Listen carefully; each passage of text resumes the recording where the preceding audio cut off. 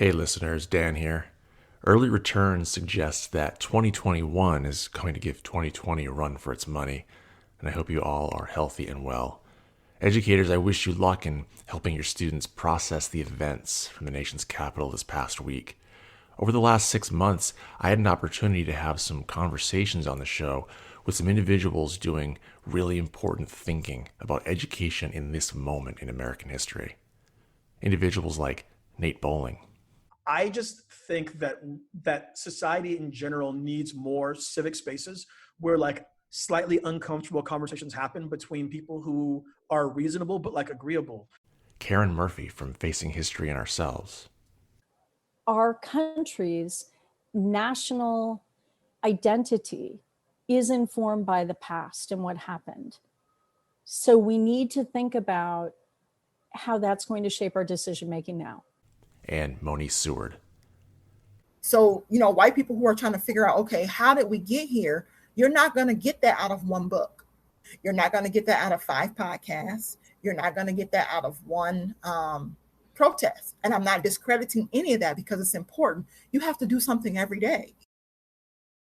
I invite you to go back and listen to those episodes if you haven't. There's a lot of great context and insights into helping us understand this moment. I also encourage you to check out some upcoming episodes, including a discussion on media literacy, so important right now, and a conversation with Julie Stern and her co-authors about their new book on conceptual learning.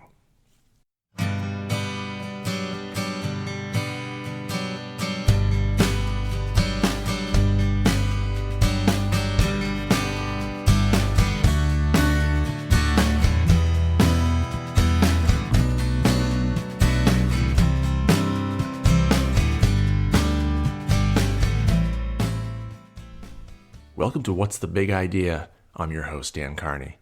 The year that was 2020 made us rethink a lot of things, not the least of which was education. With schools and districts thrown into a confusing mix of openings and closings, plus online, in-person, hybrid models, it made us question some of the fundamentals of what we do, and I found myself considering different lenses or models through which to view the last year. I invited Amy Fast on the show to talk about 2020 in education.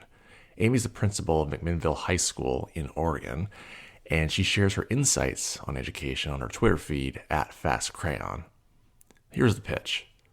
Did last year reveal that many of the tenets of schools, from teacher content knowledge to grades and after-school activities, did last year reveal these tenets to be overrated, underrated, or properly rated? We had a lot of fun going through a list of items and terms, and like with all my great guests, Amy gave me a new perspective and made me reconsider a lot of my own thinking. I hope you enjoy this conversation as much as I did. All right, I'm happy to be joined in the podcast now by Amy Fast. Welcome, Amy. Thanks for joining me. Thanks for having me. Awesome. You want to start off by telling my listeners a bit about yourself? Your maybe a little bit of background of your career and where you're working now? Sure. My name is Amy Fast. I am the principal of McMinnville High School in McMinnville, Oregon. I was a 4th and 5th grade teacher for about 10 years obviously at the elementary level. And then I was an instructional coach at the elementary and middle level for about 5 years. And this is my 6th year in administration at the high school level. So I've got a pretty full K-12 background over the last 20 years or so. And I was introduced to you from your Twitter account, which I recommend enthusiastically to my listeners, at FastCrayon. What's the root of that name? I always wondered. Everyone asks me that all the time. Of course. I have a really good story. I actually don't. When I first joined Twitter, I didn't actually know what a handle was. So I just, there's a few Amy Fasts out there, and I just kept trying to come up with things that would work. And I don't know how I landed on that, but here I am. Okay. Yeah. It's a cool name though. There's something sort of like very like visceral, educational about that. A crayon, like first draft kind of going thing. Right. It feels like it should have some deep symbolic meaning. So I'll go with that. My last name works for me. So cool. go with it. So I invited you on the show today to take part in something I kind of was thinking about over the holiday season. And, what did 2020 tell us about education? And how I thought we could frame it is over, under, or properly rated. We could throw some terms out there from education. And what did 2020 tell us about these terms in education? Were they overrated? Are they underrated? Or maybe they're just properly rated? So you ready to start? Sure, let's go for it. Okay, cool. How about this one? Live direct instruction from teachers with a teacher in the room. Overrated, underrated, or properly rated?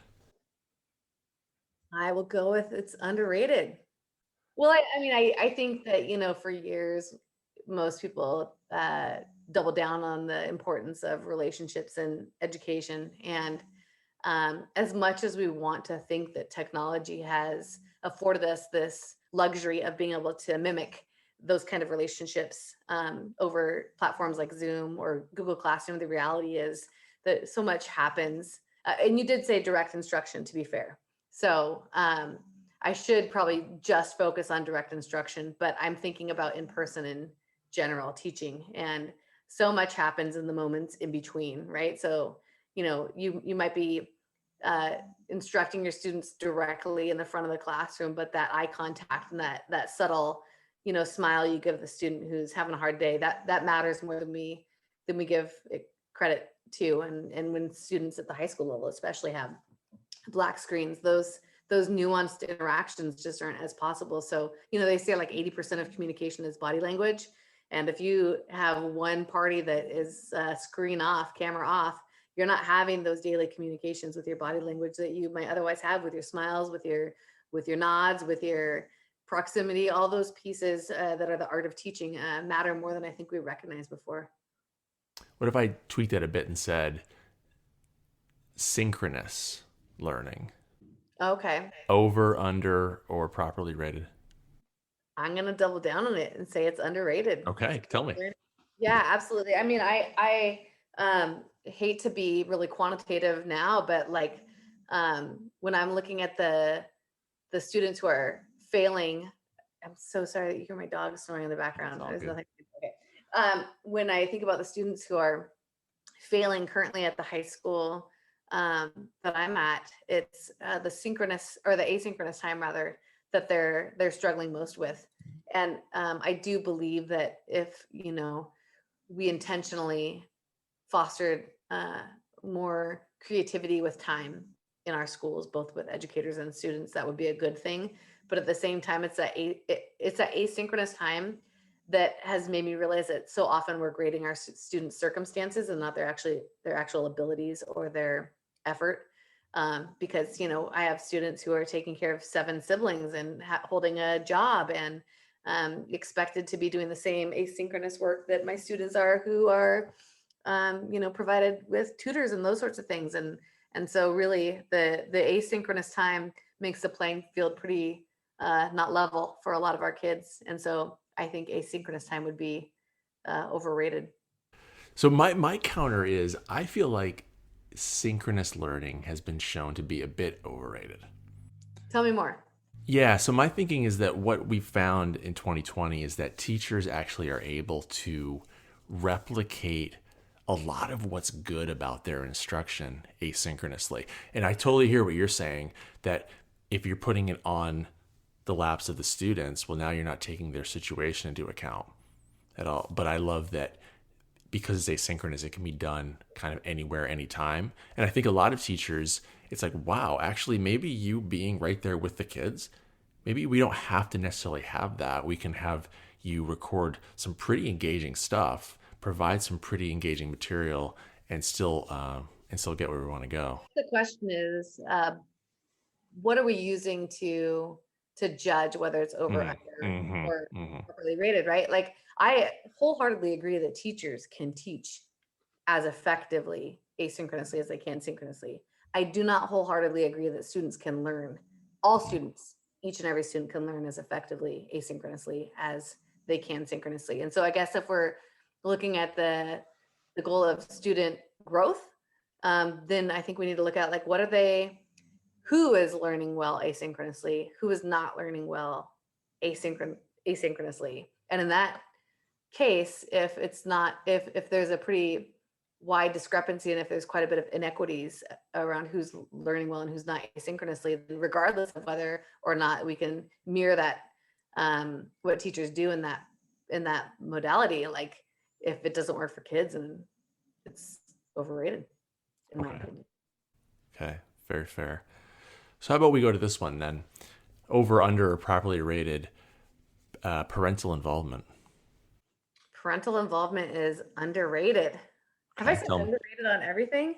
At the high school level, this has been huge for us this year. I mean, we have typically done our thing and jumped through the hoops of involving parents and family members at the typical times that you do so, like open houses, parent-teacher conferences, grading, progress reports, those sorts of things. We've never gone to the effort that we've gone to during like we are now in distance learning in terms of involving families.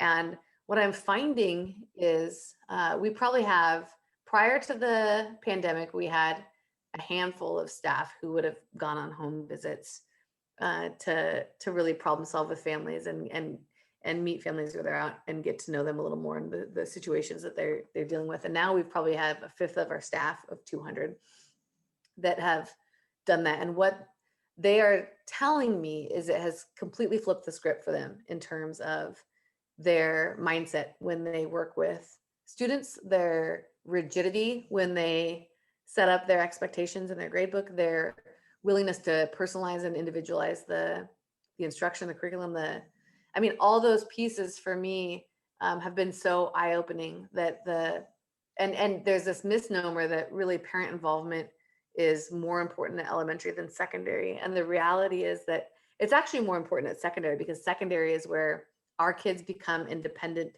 and think they don't need their families. You know what I mean? Their families kind of sometimes think that they're kind of done the hard work, the laborious part of raising kids. And so they kind of leave them to their own devices sometimes to navigate high school, especially. And the reality is that adolescence is when our students need the village to raise them more than any other time in their schooling, because it's such a wobbly time for them. I mean, they have so much disequilibrium trying to navigate the teenage years that I think that we have in large underestimated the role that families can play in the high school experience. And that, I'm just speaking from my own vantage point there. I agree with you. I think what's particularly underrated is the messaging from parents. I think that's so important. I think the positive work ethic, the mindset from parents. Because I see sometimes on our end, sometimes parents are maybe empowering a helplessness among students that they can't seem to do things on their own. So I think parents, when they have that right mindset in terms of guiding their kids, it's definitely underrated. Absolutely. How about the big industry in 2020, educational technology? And I kind of want to break this down a little bit because that's just such a big category. I said to my wife, I want to bring up ed tech, and she's like, "You're just going to say ed tech? That's a pretty big thing there, Dan." So I thought we could maybe break this down into two categories: Google Suite and kind of everything else. So let's start with Google. Docs, slides, their websites, school sites. Google's educational materials, over, under, or properly rated? I think Google is properly rated. I can't imagine the inequities that would exist beyond what already exists in my particular school community had we not embraced the technology that we embraced when we embraced it. Trying to roll out those Google platforms, trying to get all kids Chromebooks. If we were scrambling to do that when the pandemic hit, our kids would be in a world of hurt in terms of their learning. And the collaboration that Google allows, and fosters on their particular platforms is so necessary when our kids are feeling particularly isolated. So I would say Google is properly rated. I'm a fan. I tend to agree with you. There's something the simplicity of it sometimes is striking to me. It gets. How about everything else? Let's just say every other educational app or website other than Google. What's your view on that? Is that something that we kind of overrated, we underrated, or maybe we kind of saw it properly rated? I would say that we overrated. I have some teachers who literally only utilize Zoom. That's their only technology, and like Google Classroom that they utilize. And it's just magic. They're on fire in the virtual setting. And I have some teachers that are throwing every technology and app that they can, and they're struggling to engage kids. So I would say, the apps they will never surpass the passion of the teacher that's utilizing them. And so I would say in that way, I think we maybe overemphasize the role of tech in a virtual environment over the role of the teacher, him or herself. Yeah, I 100% agree. I feel like going into all this, we maybe underrated just Google and Zoom. Yeah. And people were kind of grasping at what else they could bring in. And Twitter every day had a new app that somebody was using. I'm thinking, but aren't you just A, going to kind of confuse the kids? And B, aren't you going to kind of like lose yourself, kind of subjugate the teacher and the relationships? And I have some teachers who are like feeling bad about themselves because they didn't have this giant tool belt with all these tech tricks, and they were spending so much time trying to be fancy that they really kind of lost what made them great in the first place, which was just being dynamic and having relationships with kids. So I would say if you're going to, know your strengths and then lean into those, and they're different for every teacher. And if your strengths are less about all the gadgets and the fancy apps, and it's more about just the relational capacity building your classroom, then lean into that. You don't need to get fancy. Yeah. As a principal, what is sort of what's the number one issue that you kind of deal with from teachers in the online environment that they're frustrated with? Yeah. I think when you have students in your physical space, there's an element of, I don't want to say control because that sounds like a management or a behavioral thing, and I don't mean it by that. I mean that for a moment you've evened the playing field as much as possible, and you feel a sense of empowerment that you've got 90 minutes or however many minutes to do with them what you can. In this environment, you're up against just so many uphill battles that a lot of our teachers feel helpless, and that the issues that they're facing with some of their students, not behavioral issues, just but lack of attendance and engagement, and they're just feeling kind of helpless, and that they've thrown everything but the kitchen sink at their class and what they know how to do, and yet they're feeling like they're not successful sometimes, which is really hard for teachers who are used to being able to, empower and inspire our kids and really move the ship when it comes to helping them to be passionate about what they're doing and feel a sense of purpose in their education. So a lot of our teachers are feeling a little bit helpless, a little bit disenfranchised right now, because what normally fills their cup, they don't have as much of that. So on that, kind of segueing from there, from the passion, the enthusiasm, how about this one? Over under or properly rated teacher content knowledge? Teacher content knowledge, this is gonna be a controversial one. I'd say it's overrated. Okay. I think that, if teachers, I've seen a lot of teachers that have, and I'm not talking about my own school right now, but throughout my course as an instructional coach, who have quite a bit of content knowledge, but that doesn't translate to students being excited about the subject area, or them even understanding with any depth or meaning the content that they're delivering. And I've seen teachers who are thrown into a subject that's relatively new to them, and they bring the class alive and make the class excited about it and curious about it, and they they pick up the content knowledge as they plan the lessons. And I think that, I think that I'd rather have the latter. Yeah. Yeah, I would have said, before 2020, I would have said probably overrated. And I've seen like the studies that show that, pedagogical knowledge trumps content knowledge. I don't know. Coming out of this year, I almost feel like content knowledge is maybe a little underrated. Only because, And what makes you say that? yeah, I only because I feel like in the online environment, we're all a little more off balance. I feel like, especially if you're a teacher who's really open to student questions and student engagement and inquiry, and it's one thing to be in your classroom and you kind of have the anchors, the things you can rely on, maybe whether it's those websites or books or your kind of routine for knowing your content. But in the online environment, everything is a little bit less balanced. And I feel like those teachers who really know their stuff, they can kind of smooth their way through it. They know where to go. They can anticipate the questions. Well, not to mention you're in people's living rooms. And so people are listening. Yeah, to that's that's Yeah. true too. Right? So that's Nobody amazing. wants to sound. Yeah. Yeah. That's right. The parents are listening, and you don't quite know what you're talking about. Exactly. I love that. That's true. I've got more, but I'm curious if you had any ideas. Is there anything that any particular ideas or topics in education that stand out to you that maybe 2020 told us something about? I would say, for me, the biggest thing that weighs on me every night that maybe didn't nag me quite as much prior to this is the way we grade students.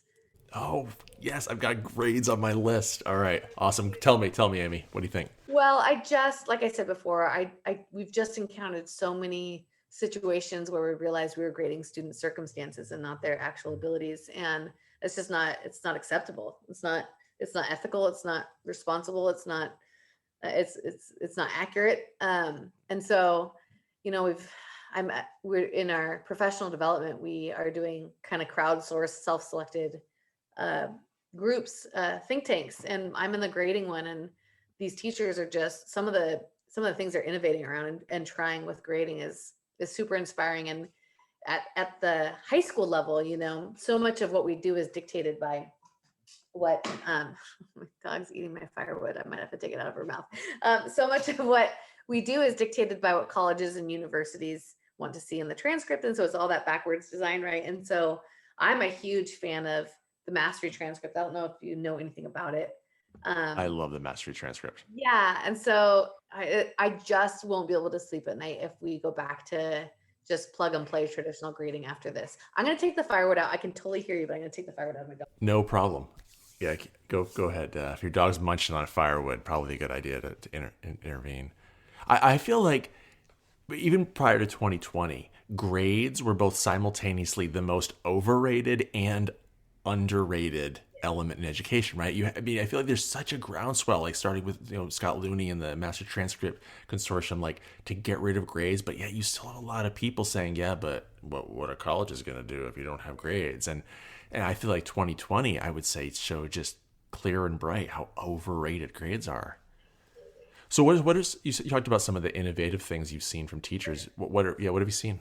So we have this kind of grassroots movement and the swelling of teachers who are what they're calling going gradeless. The reality is there is a grade that ends up on the transcript, but it's mostly just rubric based student conferencing. So they have a set handful of really important learning that they want their standards, or learning that they want their students to do and achieve, and they are clear with students about what those criteria are.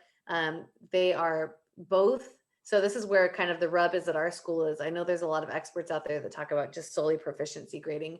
Most of the teachers at our school know that it's really those soft skills that make you successful in careers. So like effort and time management and those sorts of things. So those make the rubrics as well in those classes. It's a combination of growth, proficiency, and effort that they grade them on. And it's really a series of conferences that the teacher has with the students after each unit or standard or really big mark in the unit is passed, that they conference with the students, talk about the extent to which they grew, the extent to which they learned, and how much, how much they felt like they grew in those foundational skills, whether it was time management or effort or collaboration or leadership or whatever. And then they together come up with a reflection of the learning that is ultimately agreed on the transcript. But what's pretty impressive is prior to our teachers taking this route, our students could tell you, they had a 72%, but they couldn't tell you what that meant. Like, what does that mean I know, and what does that mean I don't know?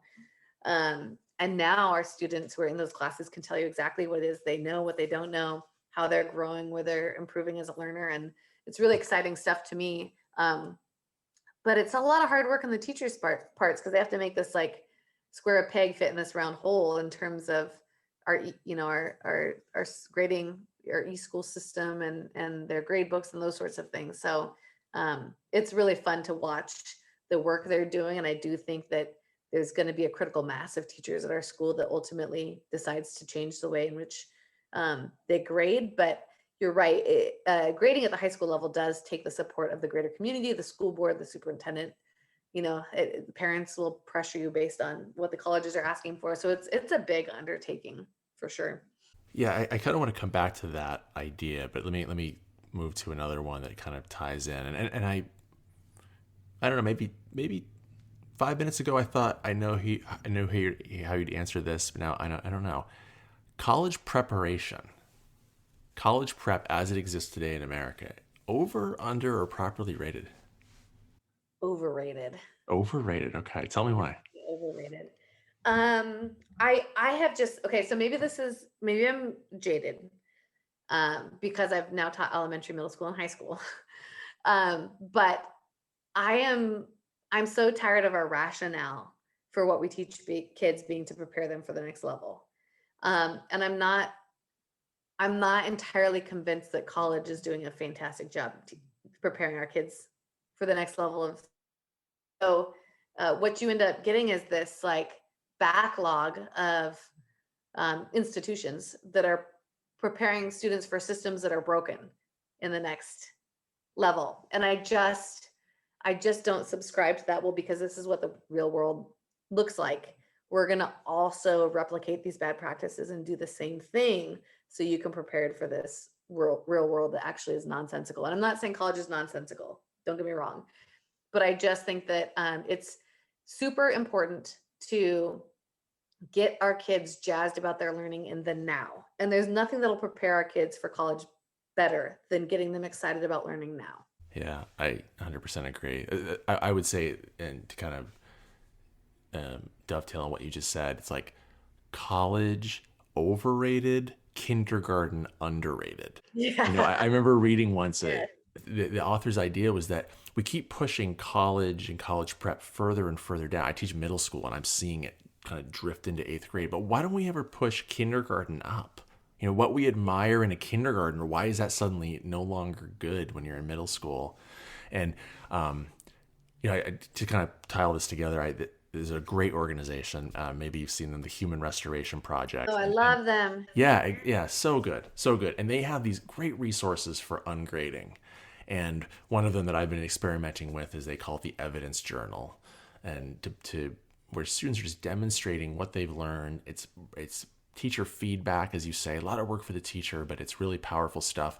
But then, as this round peg and the square hole, right? Well, what happens when you run into the reality of the community and college expectations? How have you kind of managed that when you communicate with your community? I would say, it's hard for me because I'm normally like a really big picture person. So I want to start with the big change and like the end in mind, and then so sorry, and then take care of the details later. But I find that when it comes to grading in particular, it's really best to start with the individual teachers and have them explain to their classes how this is going to improve learning, and then to their classes' parents, and get the parents on board. And really, like I said, slowly you have these teachers who've developed trust with their students and trust with their parents, and the parents kind of get, like, they start to understand as they've experienced this class um, through the course, through time with their students, that really their students are learning quite a bit. They're more engaged in the learning. The teacher's grading fairly, and oftentimes it ends up with students getting a better grade than they would have gotten otherwise. And then they get on board. And once you get a critical mass of staff that are doing that, it becomes much easier to sell than me just kind of having this theoretical vision that I try to push out to the community, and them getting kind of scared because, it's a big change from what they have experienced as students themselves, and what they are, worried that their kids won't get as a result in terms of preparation for the next level. Yeah, that's it's so huge. I down here in Southern California, we've got a couple schools who are really have been experimenting with that, and just that kind of grassroots reaching out to the community, and that almost individual teacher by teacher, family by family. Yes. And that's really what it takes, right? Not just this sort Absolutely. of, hey, we're just going to sell this big program. Yeah. How about this one? We're a society that really likes having our kids in activities, having them busy in activities that further develop them in all kinds of ways. But over, under, or properly rated after school activities? Underrated. Underrated. Okay, tell me. 350% underrated. Okay, go ahead. So let me just say, as a parent of 2 middle school children, it is overrated to have them busy and their schedule full, like running from one thing to the other. It is absolutely underrated. Like right now, I'm less concerned about finding a way to bring kids back in the building for instruction than I am finding a way to bring them back in the building for activities, athletics, and extracurriculars. These are the things that spark this kind of aliveness in our kids. It's the place that they find their niche. A lot of them find their passion. It's where they feel like they have a sense of significance in our school, that they can contribute beyond themselves. Watching our athletes, watching our drama students, watching our debate students, all these different places that our students thrive outside of the academic realm are really what, in addition to our courses, bring the joy into schools. And our kids, more than ever, they just, I think they miss that place where they belong. They miss that social interaction. They miss doing things just because they're fun and they're in flow when they do it. And I think our kids right now, who've been out of school for almost a year, deserve to have a place where they're just thriving, and not necessarily like that's all focused on catching them up, just where they can thrive. The student who needs the high school recommendation and goes to the yearbook advisor, right? And it's like, oh, wait, you could have got the science teacher to do it. No, exactly. It always has me sort of really just existentially thinking about education when I see that. Like, wait, why are we doing it this way? Before I get to a couple more of my own, I'm going to turn back over to you if you had any others that were anything in education that you feel 2020 revealed something about. I would say teacher collaboration, Mm. underrated, and not forced teacher collaboration. So what's the difference there between teacher collaboration and forced teacher collaboration? Well, forced teacher collaboration would be like me saying, hey, here's some data I want you to look at and come up with, a plan on to do X, Y, and Z.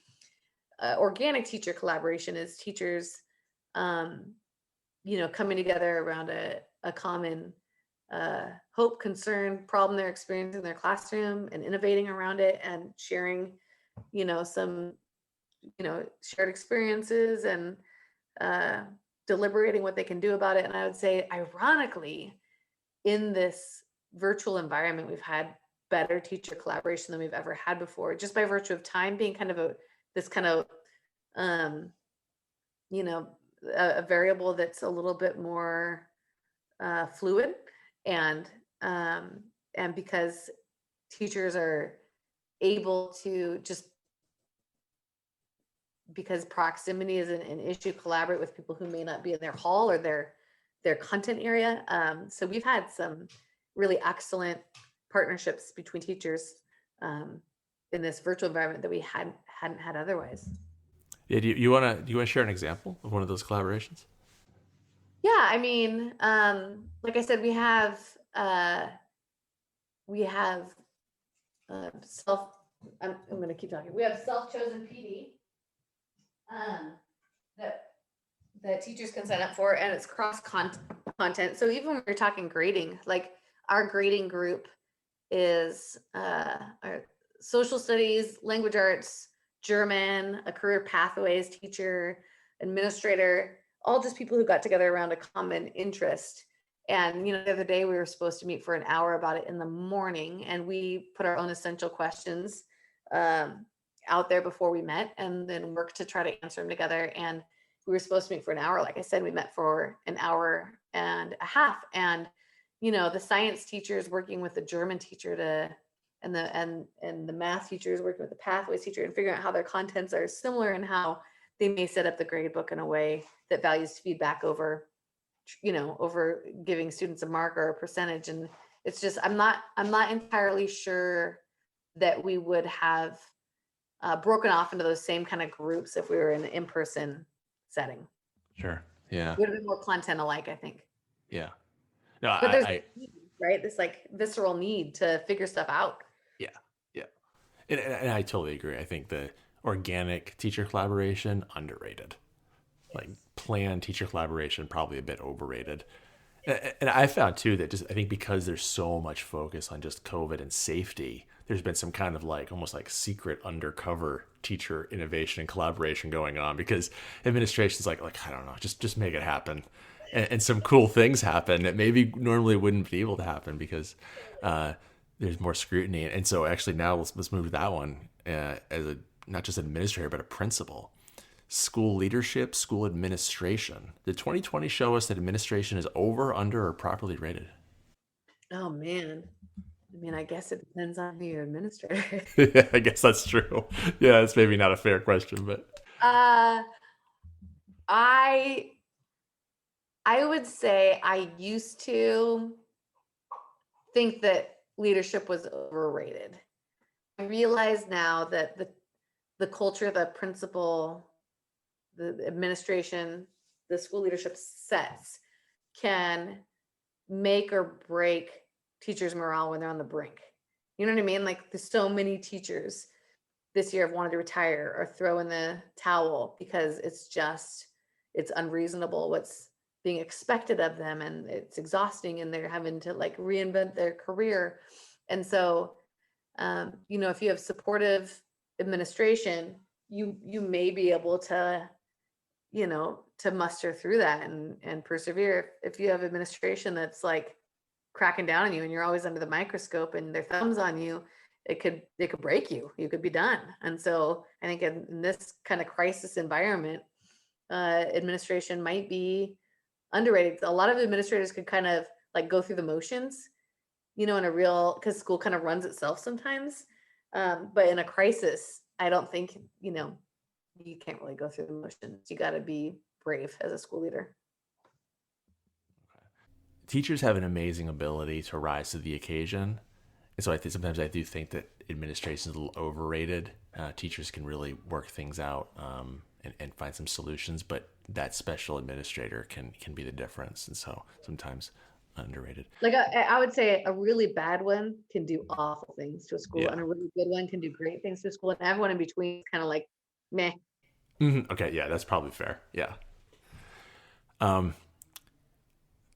This has been such a great conversation. I've really enjoyed it. What got you through 2020 professionally? I mean, what was sort of the thing that you kind of held on to, or maybe something that you discovered that kind of helped get you through?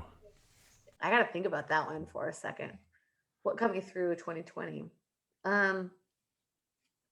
This is going to sound cheesy, but I really don't mean it to be.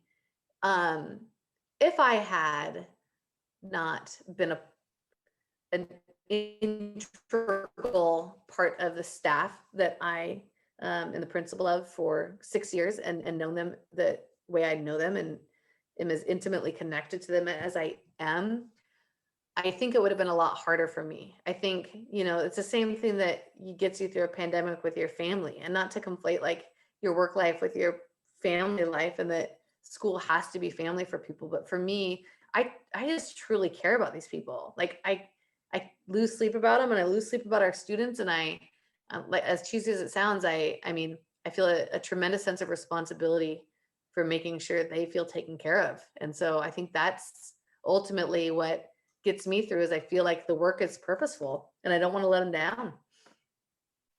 I love that. Yeah, I actually just even 2 hours before our conversation was talking to a fellow teacher, and she said, yeah, I noticed just people like us, it's just 85% of our waking day, we're thinking about work. We're thinking about school. We're thinking about the kids and our colleagues. And yeah, for better or worse, that's what gets us through. Yeah.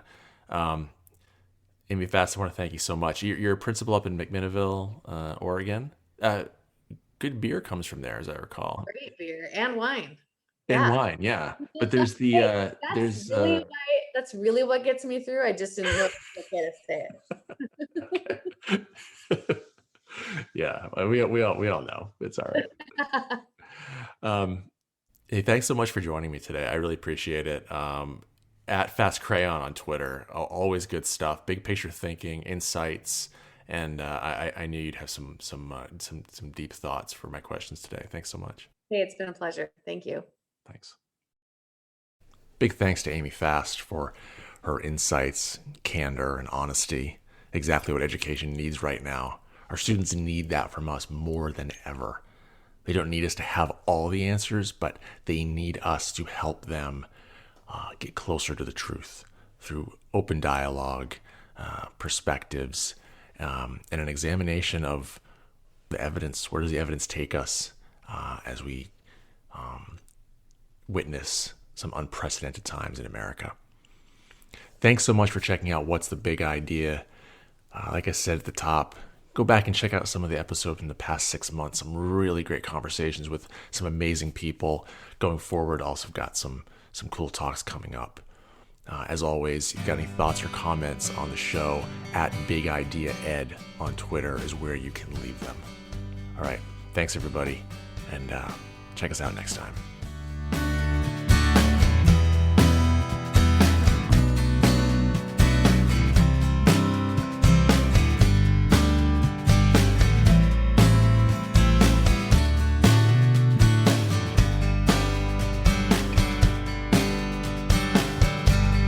Hoy es el día que extraño